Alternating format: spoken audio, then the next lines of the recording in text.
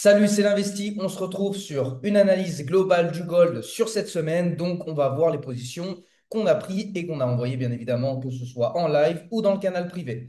Donc, du coup, actuellement, on se retrouve sur la première position envoyée. On voit qu'on était actuellement sur les 3989, une zone support qui a été créée par le marché, puis retest par le marché, tout en sachant que le marché nous a déjà fait une choche, une break-off structure. Donc, on est revenu sur la zone support pour du moins éclater et aller chercher justement ce double bottom.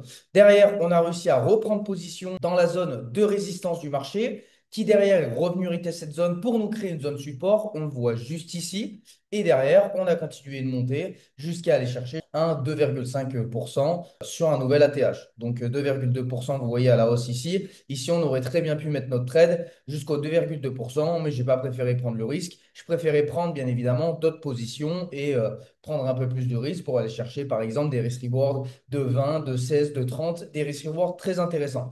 Donc, premier trade, on voit qu'on a un risk reward de 9. Deuxième trade, on voit qu'on a un risk reward de 14. Troisième trade, on voit qu'on a un risk reward de 32, les amis. Donc, du coup, celui-là, je l'ai envoyé pendant un live TikTok. Donc, pour vous dire, j'ai pris la position devant tout le monde. Donc là, on peut regarder tous ensemble. On voit que il y a 20 pips de SL, c'est juste une zone qui est stratosphérique. Vous pouvez regarder, on peut essayer de regarder justement en 5 minutes, voir un petit peu ce qui s'est passé sur le marché pour comprendre un petit peu pourquoi est-ce que j'ai pris justement cette belle petite position. Regardez, pourquoi j'ai pris cette position? Parce que du coup, le marché est revenu. On a créé simplement un bloc de contrat et qu'on a une grosse zone support sur ce niveau qui est assez forte. Donc les acheteurs maintiennent énormément le niveau. Donc, du coup, ce que j'ai fait, c'est dès qu'on a eu une bougie baissière qui n'est pas venue clôturer justement ce niveau des 73 300, ce qui était hyper risqué, les mecs, on s'est positionné sur la bougie d'après directement qui commençait par une hausse. Derrière, on s'est positionné en live devant tout le monde et on va chercher justement des liquidités beaucoup plus hautes et beaucoup plus intéressantes. On le voit, on va chercher là directement sur ce trade quasiment les 2,2% à la hausse. C'est vraiment stratosphérique. Là, on voit des zones justement où, entre guillemets, il va se servir pour rebondir. Donc, on voit que sur cette grande zone, on voit que c'est une zone support. Ça servira pas mal pour la suite, pour justement les trades que j'ai pris et les positions qu'on risque de voir juste après. On voit que le marché, son ancien ATH et BOS, avec bien évidemment la liquidité, c'est du passé. On voit que le gold monte littéralement en réalité sur de la manipulation, mais ça va très très bien. La liquidité était jusqu'au 2,2% à la hausse, sauf qu'on voit qu'il est monté vraiment, vraiment, vraiment, vraiment, vraiment, vraiment, vraiment, vraiment beaucoup plus haut. Donc pour vous dire, il y a pas mal de trades, il y a pas mal de choses où on peut parler, donc c'est hyper intéressant. Donc voilà, donc du coup, ici, on voit que sur ce niveau, on a créé justement une zone support. Donc vous voyez ici, vous allez voir, on fait une sorte de petit range. Dans cette zone, on voit qu'on a beaucoup de bougies. Beaucoup de bougies d'ailleurs. Il y a même une petite position dedans où on a fait un TP1, vous voyez, juste là. Pour vous dire le nombre de trades que j'ai envoyé, les mecs, hein, c'est stratosphérique. Donc là, ici, vous pouvez le constater dans tous les cas, même si je suppose que je ne serais pas sorti, on aurait TP. Donc regardez. Tac, si je l'agrandis, on aurait TP dans tous les cas, mais on s'est fait break-even parce que du coup, on se sécurise très très vite. Vous voyez par vous-même, encore une position qui a été prise que j'ai même oublié pour vous dire sur du 1 minute, je pense que c'était une position en scalping. Donc derrière, on voit que justement, on a des très bonnes réactions sur la zone support que bien évidemment, j'avais en plus de ça identifié. On voit que ici, on a plusieurs mèches de rejet. Pareil, zone support, zone acheteuse qui maintient ce niveau, zone acheteuse qui maintient ce niveau aussi. On voit là, les meilleures positions à prendre étaient bien évidemment sur tous ces niveaux. Par exemple, ici, encore une fois, on voit que le marché vient une fois. Ici, le marché revient encore une fois et que le marché ici vient liquider, mais qui repart sur une bougie haussière. On voit que la zone support répond très très bien. Donc, du coup, on part sur un achat. Ici, ça aurait été une très belle position, par exemple, de prendre une position, mais je ne l'ai pas prise parce que je ne devais pas être connecté. Ouais, il était 8h40 horaire français, je ne devais pas être connecté. Donc, par exemple, voilà, le trade qui aurait été très bien. C'est pas forcément le meilleur point d'entrée, mais c'est un trade qui est juste très très bien en fonction des réactions, justement, acheteuses et vendeuses. Donc, ça, c'était un trade à forte probabilité avec un risk reward de 3,40, 3,50, largement faisable. Donc, pour vous dire, c'était vraiment assez impériable cette semaine. Il y avait vraiment pas mal d'opportunités en réalité.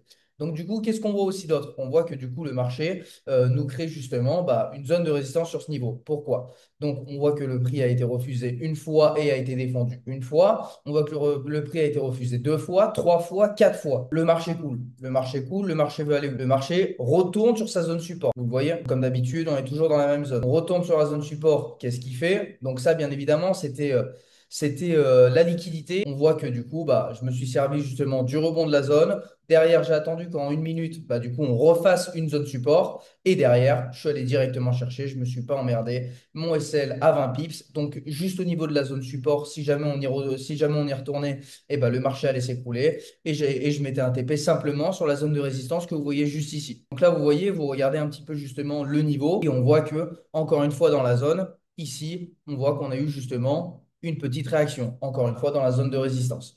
Donc là, le risque, c'était si jamais on venait liquider ce niveau, bah derrière, on revenait se faire break-even. Voilà, aussi simple que ça, sauf que du coup, les acheteurs ont maintenu le niveau pour casser justement la zone de résistance. Aussi, on peut voir que j'avais pris une position, on avait fait TP1. Ça, c'était un TP, il me semble, que j'avais envoyé en live. Donc du coup, on avait pris position, on s'était sécurisé au TP1. Tranquillement. Ici, on n'a pas eu énormément de volatilité sur le break-even. On aurait pu se faire sortir, vous voyez, en une minute très fort, très fortement. Mais pas tant que ça, parce que du coup, en fait, il est venu nous break-even simple. Et derrière, sur la bougie, justement, d'une minute après, derrière, il a fait une ravagerie directement à la baisse. On le voit de toute façon ici sur le gros mouvement. Et comme je vous ai dit, derrière, zone support, boum, hop, et on s'est repositionné à l'achat. Derrière, on a cassé justement cette zone de résistance. On s'en est servi pour créer une zone support. Dans tous les cas, regardez, tac. On s'en est servi pour créer une zone support, ouverture du marché, boum, explosion. Direct. Ça n'a pas cherché à comprendre. Derrière, le marché continue de prendre à la hausse. On a un trade avec un risk reward de 2,89 qui est très intéressant que j'ai envoyé dans le canal privé. Ici, on voit qu'il y a un trade à 4,21, mais on a dû faire la moitié, donc on a dû faire un risk reward de 2. Ici, on voit qu'on a une autre position. Vous voyez, juste ici, on voit qu'à chaque fois, je rentre sur des zones support pour aller chercher des résistances en TP1. Ça, c'est la première règle. On voit que le point d'entrée est sur les 97 et que notre TP était ici. Et sur les 4202 et que notre SL était sur les 94.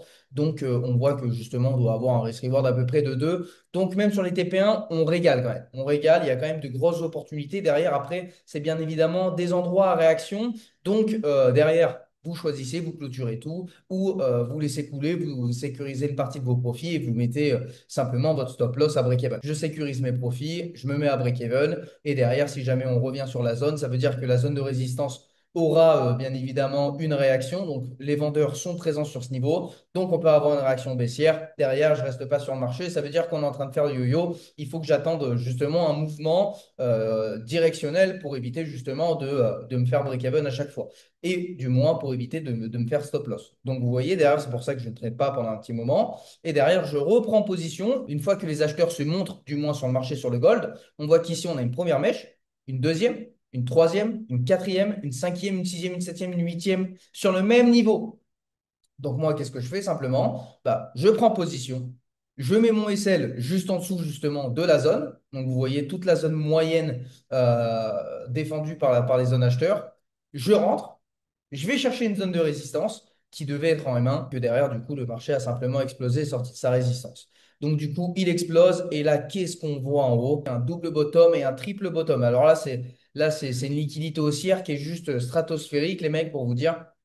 Donc ici, normalement, je dis bien normalement, le gold devrait exploser à la hausse, encore une fois. Peut-être pas pour le moment. Donc ce qui veut dire que ça peut attendre du monthly, ça peut attendre du weekly, ça peut attendre. Mais à partir du moment où le gold reviendra, le gold va forcément exploser. Ça, c'est une garantie. Donc du coup, on voit que le gold, après avoir justement fait son double bottom, boum, il vient. Du coup, il vient justement et celle, toutes les personnes justement qui se sont positionnées sur 4290. Donc, tous ceux qui avaient un SL en dessous de ce niveau ou tous ceux qui étaient en position sur ce niveau, on voit qu'il est venu liquider toutes les personnes. Donc, ici, c'était la zone support. On le voit, hein. Regardez, si je vous trace la zone, tac, tac, voilà. Ici, on était sur le niveau de zone support et on voit que du coup, on est venu boum boum deux fois venir chercher justement la liquidité du marché. Donc derrière, le marché qui repart, boum, triple bottom, c'est juste stratosphérique. Ici, du coup, bah, ça nous ferait une BOS. Donc pour le moment, on ne crée pas de BOS. Derrière, on voit le marché, boum, qui nous crée justement euh, une énorme volatilité. En 2 minutes, on fait 500 pips, les mecs. Je ne sais pas si vous vous en rendez compte. Regardez 4306 et si on regarde ici 4348, en 2 minutes, les mecs, en 2 minutes, 500 pips. Je ne sais pas si vous vous rendez compte de la dinguerie, peut-être pas totalement, mais on doit être à peu près à 440 pips. C'est énorme, les gars. C'est une volatilité qui est énorme. Derrière, on crée une zone de résistance monstrueuse sur le niveau. Ici, si jamais le marché, entre guillemets, venait pour partir, pour moi, on aurait pu avoir justement de l'inducement. C'est pour ça que j'ai envoyé cette analyse en mode attention. Ici, le marché pourrait très bien justement venir manipuler, faire de l'inducement et derrière repartir plonger. Donc, ce qui aurait été largement, largement probable en réalité. Donc, du coup, on voit que le marché, bah, il est simplement pas revenu. Et voilà, les amis, la belle position vendeuse. C'est une position que j'ai envoyée et qui, malheureusement, à cause d'une chose, je n'ai pas pu me positionner. Je vais vous montrer, vous allez voir par vous-même. Donc, on voit que du coup, en M5, on voit que du coup, on a un choche. Donc, vous voyez, on casse la structure et que derrière, on vient justement liquider ce niveau. Et c'est ce niveau-là qui m'a induit en erreur, les mecs. C'est que du coup, mon trade était exceptionnel. Entrée 18,50, on était dans la zone OTE, on était dans la zone maximale, bloc de contrat en M15, tout était parfait. Juste la structure m'a donné un doute. La structure m'a donné un doute et je ne suis pas rentré. Et j'aurais dû rentrer. C'est une erreur. C'est un trade de 5 étoiles. C'est un trade qui est 5 étoiles. Mais je me suis dit, au pire, si jamais il monte, bah en fait, je vais le prendre ici. Mais si jamais en fait, il serait monté sur la zone de résistance, il aurait fait de l'inducement. Vous voyez? Et je me serais fait avoir justement sur ce mouvement. Donc, ce que j'aurais dû faire, c'est justement prendre position là. Si je me faisais stop loss, prendre une position ici. Donc, pour vous dire, même moi, en tant que professionnel trader FTMO, même moi, je peux me faire avoir. Donc là, c'est un plan qui est juste 5 étoiles. Si jamais je serais rentré, je vous montre le risk reward de 24. Voilà, c'est juste stratosphérique. J'ai loupé 50 000 euros parce que j'allais partir sur un lot de 5 sur FTMO 200K. Malheureusement, je loupe 50K, les mecs. C'est la vie, c'est comme ça. Regardez, vous voyez la zone, boum, TP. Donc, je vise directement la zone des 15, des 16. Donc, c'est stratosphérique, les mecs. C'est un trade qui a été hyper puissant. Et derrière, du coup, bien évidemment, une analyse que j'avais envoyée dans le canal privé et dans le canal public, bien évidemment, qu'on peut retrouver. C'était la zone acheteuse du niveau, là où on pourrait potentiellement avoir un rebond.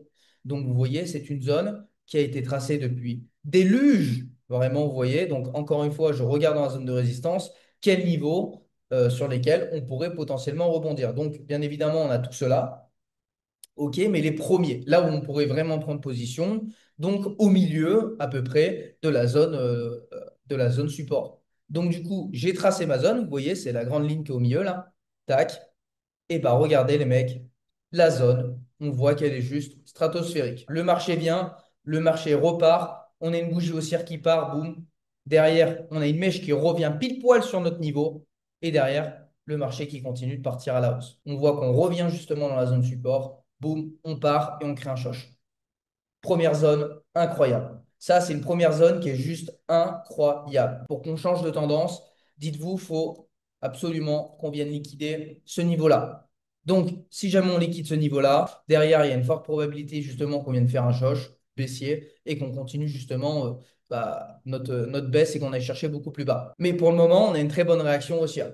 Donc, qu'est-ce qu'on peut constater? On voit que du coup, notre zone de rebond, elle est ici que ici, c'est aussi une probabilité de zone de rebond. Regardez-moi cette zone de port là, cette zone support de port qui est sur ce niveau aussi. Donc ici, il y aurait une probabilité de trade à prendre. Donc attention, mettre simplement un tout petit risque, par exemple, dans cette zone. Il y a des moments où je vous dirais, vous pouvez risquer gros, il y a des moments où vous pouvez risquer bas. Il y a des positions, c'est comme on parle souvent de money management, mais la plupart du temps, la money management, il faut savoir aussi sentir le bon moment, comme parfois sentir les moments qui sont pas terribles, mais ta stratégie te dit de rentrer, mais c'est pas terrible. Donc du coup, tu mets un tout petit truc. Donc derrière, quel serait l'objectif du TP? Parce que du coup, c'est la dernière position d'aujourd'hui. Et bah, la dernière position, ça serait justement notre zone de résistance, là où le niveau du prix on voit, a été rejeté par les vendeurs énormément de fois. Donc ici, on n'a pas été rejeté énormément de fois. On le voit, hein, il y a juste un plus haut, boum. Derrière, directement, on voit qu'on a justement une distribution. Là, on voit qu'on a une zone. Ici, 1, 2, 3, 4, 5, 6, 7, 8, 9, 10, 11, 12, 13, 14, 15. On voit que dans la zone 16, 17, 18, vous voyez tout. Enfin, il y a énormément de bougies. Et en plus, comment les reconnaître? Bah, c'est les bougies d'indécision, les mecs, hein. On le voit. Ici, bougie d'indécision. Ici, bougie d'indécision. Ici, bougie d'indécision. Ici, bougie d'indécision. Ici, bougie d'indécision. Vous voyez, ça touche légèrement. Bougie d'indécision, bougie d'indécision, bougie d'indécision. Donc, on n'a que des bougies d'indécision. On pourrait simplement venir repartir sur les 4341. probabilité de 60 à 65% pour moi parce qu'on pourrait simplement avoir un retracement baissier en fonction de ce qui se passe, bien évidemment, sur ce niveau. Après aussi, on pourrait venir liquider justement ce niveau-là qui est sur les 66. Donc derrière, après replonger, parce que là, c'est qu'une liquidité, c'est pas du tout une structure ou une break-off structure ou un shosh. Donc c'est qu'une liquidité de marché où on pourrait simplement justement venir la chercher et derrière, boum, exploser et repartir à la baisse. Ça, c'est une grosse probabilité. C'était l'investi. J'ai fini de tout vous expliquer, les gars. Et sur ce, je vous souhaite à tous une bonne journée et on se retrouve justement directement pour l'analyse de la semaine prochaine. Je vous envoie ça. Et sur ce, c'était l'investi. Ciao, ciao.